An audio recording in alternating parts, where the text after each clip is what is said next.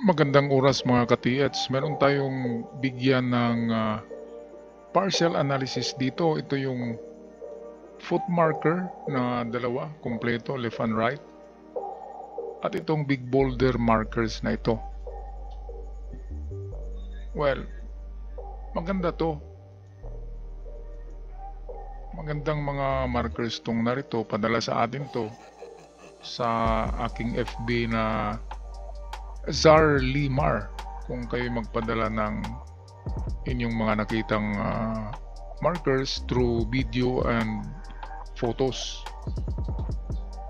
Okay, so itong una, foot marker kompleto, may mga daliri. Ang kapag ganito na pantay ang foot marker, so pantay sila, iba tong nakaganito na parang naglakad itong ganito. Nauna yung left, kasunod yung right. So iba din ang kahulugan yan. Dito muna tayo, itong nasa bato. Kung ito'y gawa ng Hapon, well, nagsasabi na mayroong treasure. At ang treasure ay dito mismo. Kasi yan, sabi niya, halt, stop. Halt or stop. Yan, ang kahulugan yan ay stop or halt. Tigil. Tigil. So kung tumigil ka, merong something sa paanan mo, sa tinatayuan mo. Ngayon dahil sa malaking bato ito at mukhang flat itong surface, so wala nang ibang puntahan pa dyan ay ang loob nito. So ito yung pinakasentro niya, ang gitna. So ang gawin dyan, bakbakin lang to, butasin, masuhin, kasi siguradong simento lang ito at tinakip dyan. Ngayon, kung nag-iisa lang yan na paa, kung ganyan lang, sabihin natin right lang, so pwedeng nasa kabilang gilid. So kung right, so ano bang pares ng right? So hanapin nyo ang left. So ang left side, doon nakalagay ang item. Halimbawa dito, kung ito lang ang nakamarka, wala ito. So ibig sabihin ng paghanap ay sa banda rito, kung saan yung pares niya. Ayan, at kung nasa ibabaw yan sa surface dito, kapag horizontal, ito kasi diba? Nakaharap pa itaas. So wala nang puntahan siya kasi pa itaas na, langit na siya. Pero kapag langit ng itaas, ano ba bang puntahan doon? So kung ganito na naka-flat sa surface ng bato, so ito ay trail marker or pupunta ka pa sa unahan. So sa traditional na sukat ng mga foot ay nasa 7 to 9 meters lang ang distansya ng item. Halimbawa dito ay merong foot marker na nag-iisa lang. So kung wala dito, wala sa kabila, sa kaparis niya, kadalasan distance niyan ay 1 meter lang. Kung wala dito sa kaliwa, pwedeng nasa harapan, distance of 7 to 9 meters. Kasi ano nga siya, trail na siya. Kasi nasa na siya, naka-flat na siya. Nakaharap na siya, horizontal na siya. So, pwedeng trail marker na siya kung wala dito sa kaparis niya or bandang kaliwa. Okay, so ito ang ating partial analysis nito. Ang foot marker kapag walang daliri ay nasa harapan lang yan, 1 to 3 meters. Pero kapag may daliri, yan ay isang trail marker na pupunta ka pa. Pero katulad dito sa picture, nakaharap kasi ito pa itaas. So wala na siyang puntahan. kundi halt na o stop o dito na. Ito na na-portion. Okay mga katiyats, so meron tayong titingnan, i-analyze yung big boulder. So ito naman, big boulder.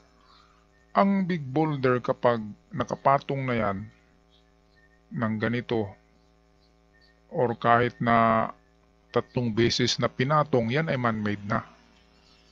Ang mga bato na pinagpatong-patong, lalo na circular, naka-circular ang arrangement and then pinatong sa gitna, katulad nito, yan ay masasabing man-made. Ngayon magtaka kayo bakit kaya ba ng tao buhatin yan? Well, sa panahon ng Hapon ay meron na silang engineering eh. Meron silang kagamitan na heavy equipment. Meron ng mga crane noon, mga crane. Meron ng bulldozer noon, kaya pwedeng heavy equipment ng Hapon ang gumawa ng ganito na pinagpatong-patong ang malalaking bato. So bakit ko nasabi na treasure marker ito? Dahil hindi lang to ulo to ng hayop eh, ulo ng pagong. Nakatingala pa itaas. Ngayon kung i-analyze nyo, nakatingin pa itaas, nakaganyan, ano bang titingnan sa itaas? Diba wala naman. Kaya reverse yan, nasa likod niya. So nasa likod. Ngayon kung puntahan natin ang likod, malaking bato.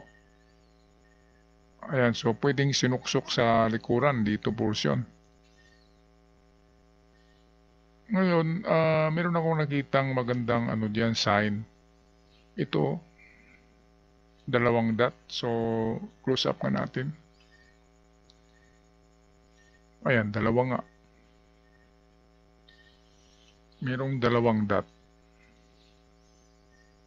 Okay, ang dot ay kapag malaki, dyan lang yan. Treasure on the spot.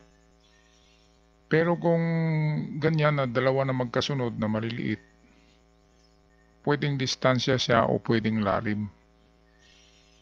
So dahil dito, ito yung nakaharap dito. So try natin paghanap sa 2 metro galing sa kanya. So pwedeng dito. Ngayon kung napansin nyo itong bumubukol dito, pwede kasing treasure inside the rock lang yan. So mayroong bukol, biyakin din yan. Kapag bumukol, biyakin. At saka testig din dito. Ayan, basta ang kahulugan nito, wala na itong pupuntahan. Hindi na siya pupunta sa malayo, hindi na sa itaas, kundi ito lang na portion, ito lang. Nasa likuran or itong palibot lang talaga ang i-check at i-detect. So kung meron kayong mga manual na gamit gaya ng dowsing, pendulum, at iba pang mga manual na pwede niyong ikutin pag-detect, at kung saan portion na malakas ang detection nyo ay markahan nyo para test dig nyo. Pero ang pinaka-clue dito ay itong 2 dots. So 2 dots nagsasabi 2 meters. Malapit lang yan. Or pwedeng 2 meters deep or 2 meters distance. So pwedeng dito sa harapan niya, kung saan yung tuka ito, 2 meters din, o pwedeng dito mismo na gilid, yung tinuro natin kanina. At pwedeng nasa loob lang ng bato na ito. Itong may bukol na bato. Yan, basta't yung kagamitan nyo na mga locator, yun ang gamitin nyo sa palibot nito. Piri-pira lang niya, 3 meters lang sa palibot ang i-detect. Kasi ito ay treasure on the spot. Nasa likod lang talaga to dito. So pangalawang paghanap natin ay sinundan natin itong circles. Ngayon napansin nyo ang circles ay nakaslant siya. Ito. kuha nga tayo ng bagong picture. Marumi na eh. Bagong picture. Okay, so nahalata nyo ba tong dalawang dots? Ayan no. Nakaslant siya, nagaganito. So ano bang tinuturo niya? Tingnan natin ha.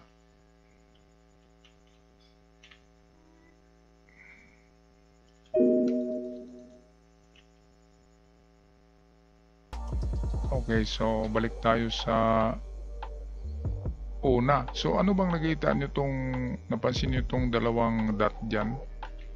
Yung hole. Nakasilant siya, kung atin i-connect yan ay papunta rito. So ganun din yung slant ng ulo niya eh. Ito. So tama yung sinabi ko na kanina na nasa likuran. So pwedeng 2 meters sa likod, so banda rito, at pwedeng 2 meters dito lang. Kaya itong bumukol ay kandidato na yan. And then 2 meters sa harapan niya, detect nyo rin. Well, kung saan yung malakas na detection, doon kayo magbiyak ng bato or magbutas or maghukay. Basta't ang perimeter niyan ay yan lang, 2 meters in circle around sa big boulder. So ito yung ulo talaga ito ng hayop. It's either pagong ito o ibon, o tingnan nyo ng mabuti, baka ahas yan. At kapag ulo ng ahas yan, it means merong poison sa nakahalo sa treasures. Kaya careful. Kaya tingnan nyo ng mabuti kung ang hugis niya sa side view ay sawa or ahas, ay medyo may delikado ang item. Huwag ka agad hawakan, huwag ka agad singhutin. Kung magbukas ng box ay huwag ka agad huminga, baka masinghot nyo yung amoy. So yun lang, trust your instinct at gamitan nyo talaga to ng inyong detector ang palibot nito, mga kababayan. Basta tong dalawang dot dito ay nagsasabi yan na talagang treasure marker ang isang ito. Big boulder treasure markers. Okay, so yan lang ang aking parcel analysis. Good luck sa inyo. Sa sino man may-ari ng lugar na ito ay good luck sa inyo dyan at ingat lamang palagi. Ako'y magpaalam na hanggang sa muli. Huwag kalimutan mag-subscribe sa mga bago pa lamang.